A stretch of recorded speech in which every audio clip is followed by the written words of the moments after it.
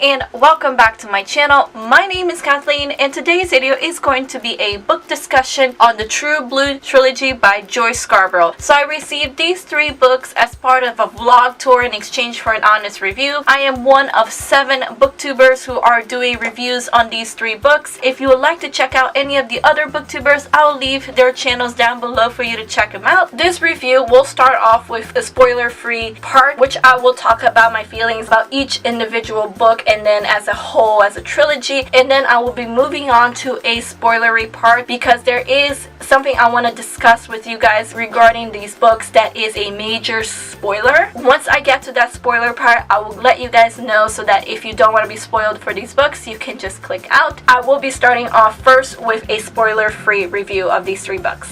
So the True Blue trilogy is a very cute coming-of-age story, and it follows the lives of 4 characters who is Jenna, Billy Joe, Wade, and Mickey, and it starts in the 4th grade in 1972 and it goes all the way into their high school year. So the 3 books are True Blue, we have Royal Blue, which is definitely my favorite cover. I absolutely love the purple with the pink. It's such a gorgeous cover. And then the final book is True Blue Forever. So the first book starts off with primarily Jenna, Wade, and Billy Joe. Mickey does make an appearance in this book, but he's not a big main character yet. He kind of just makes some appearances and that's it. But the story does primarily focus on Wade, Billy Joe, and Jenna, and they are best friends. They have been best friends since they were babies, and they've been growing up together, going through childhood together, and then it kind of starts where both Billy Joe and Wade are kind of developing feelings for Jenna, and it kind of sucks because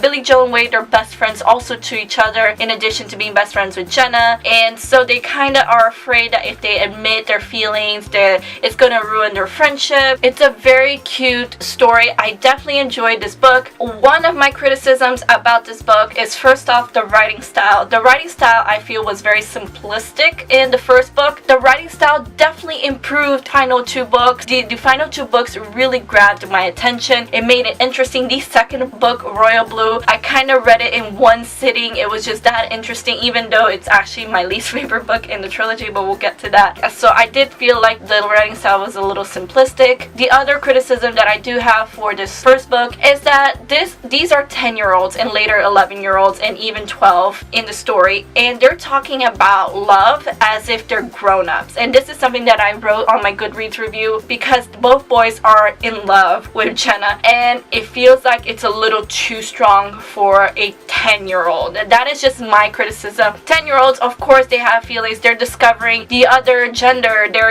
finally starting to see other people as attractive. I get that there's cute young love, but the love that is portrayed in this book is very mature for their age, and that is something that made the characters very unbelievable to me. Especially Wade. I felt like he was a little too strong in his feelings for a 10-year-old. I have never met a 10-year-old who's that enamored with another person, who's that in love with another person. It's gotten to the point where he's talking about marrying her and loving her forever, and she's the only girl for him. One thing that I really enjoyed about this book is that she really tried to make the character seem 10 years old. She really kind of made me remember when I was 10 years old, going to the pool every day with my friends, playing baseball with my friends and basketball, and they kind of had this club where between the 3 of them, and they had secret codes, and it was kind of cute because I remember doing that with my friends where we created like this secret clubhouse. So I definitely liked how she portrayed them as children. So the second book, Royal Blue, we are now a few years in the future in which the characters are now in their 2nd year of high school, and Mickey does make a comeback and he is now a main character as opposed to the first book where he just kind of makes some appearances but he's not really integral to the plot point of the first book, but he definitely is in the second book. And then Billy Joe is the one that I felt kind of took a back seat in terms of main characters. He is someone who's there and he makes appearance often, but he is, in my opinion, not integral in the story, kind of there to provide support for the other main characters. Someone who makes a huge change in the story is Wade. Wade in the first book was a very sweet, friendly guy, and he was very close to Jenna and Billy Joe. In the second second book, he is no longer friends with either Jenna or Billy Joe. In fact, he turned into this big football jock who's turned into kind of a bully and a jerk, and I actually hated Wade in the story, but I also felt sympathy for him because he has a lot of pressure in his life that he doesn't know how to let go in a healthy way. He kind of lashes out in anger towards others, and that tends to make him the big jerk that he is. Love is also a huge part in this book. This is where Jenna becomes involved with one of the boys, and I will not say who it is, but I felt, in my opinion, the relationship was very insta-love. It kind of happened out of nowhere. Jenna starts off in this story saying that she does not want to date anyone, especially jocks, because she doesn't trust them. She thinks that they're big jerks, and then what does? She does exactly that. And it's not even something that kind of progresses. It was very insta-love. Honestly, I laughed at how bad, how cheesy the insta-love in this book was, and for me, insta-love is just, it's a real deal breaker for me. This book, wow, was very interesting. It was like the book that I read the fastest. However, it is my least favorite book in this series. I gave this book a 2.5 out of 5 stars. I did like the story. I thought it was very interesting, and Billy Joe was just amazing. He is my favorite character in this whole series. I will talk about it more on my spoilery part of this discussion, but I just felt like the relationship in the story between Jenna and the guy that she's with, it was done very poorly.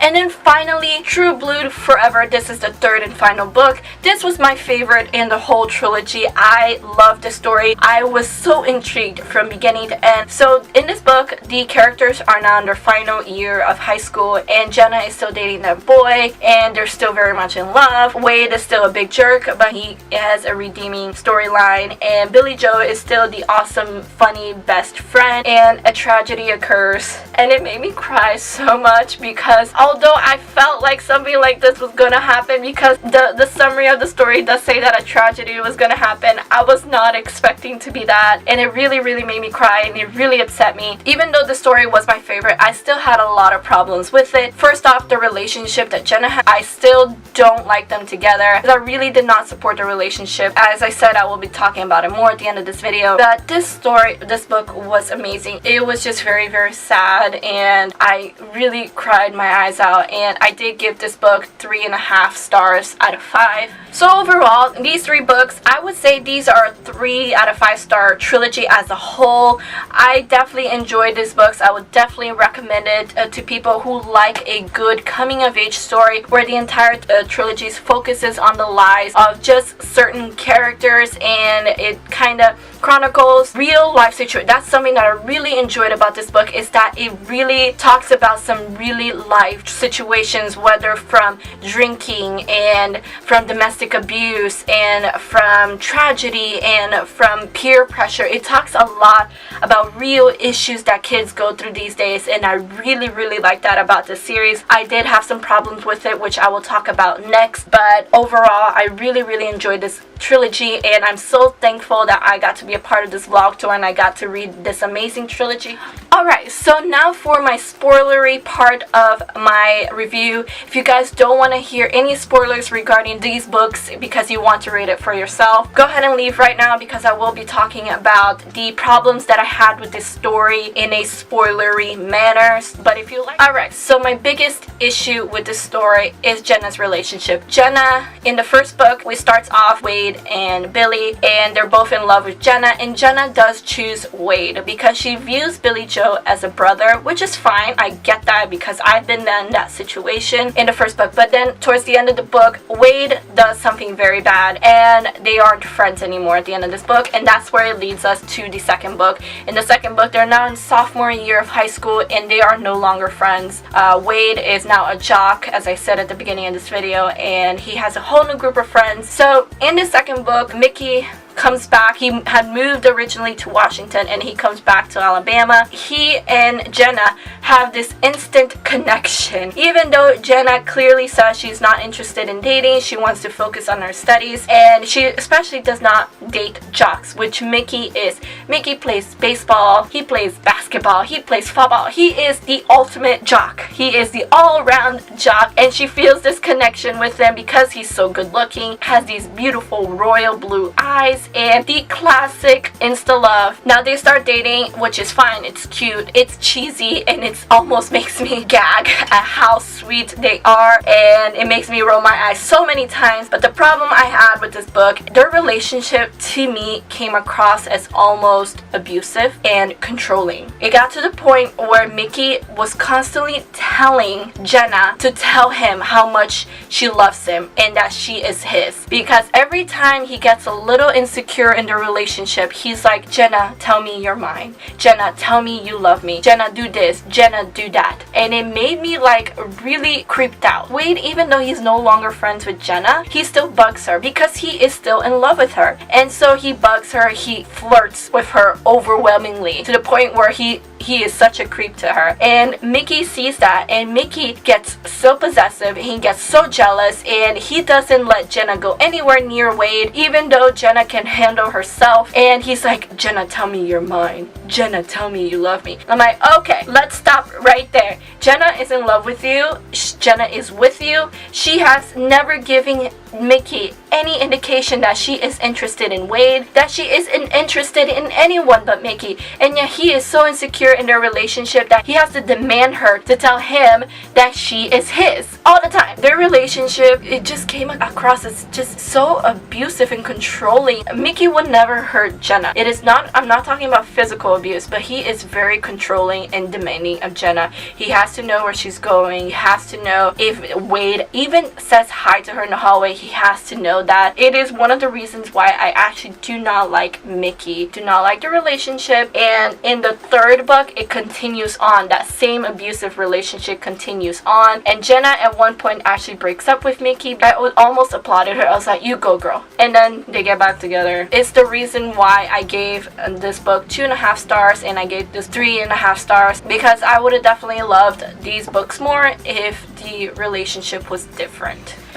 And that is all I have to talk about for my spoilery part. As I said, I did enjoy these 3 books immensely. If you guys would like to check out this trilogy, I will leave the Amazon link down below, as well as the Goodreads page for this book, so you can see other reviews by other readers. And also, if you'd like to check out the reviews for the other booktubers on this vlog tour, like I said, I'll leave their channels down below, because I saw some of their reviews and some of the other booktubers had different opinions than I did.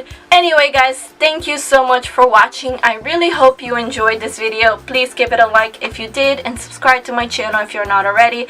All of my social medias are linked down below, including Goodreads, Instagram, and Twitter if you would like to check me out. I hope to see you guys on my next video. Have a good day guys, and keep reading. Bye!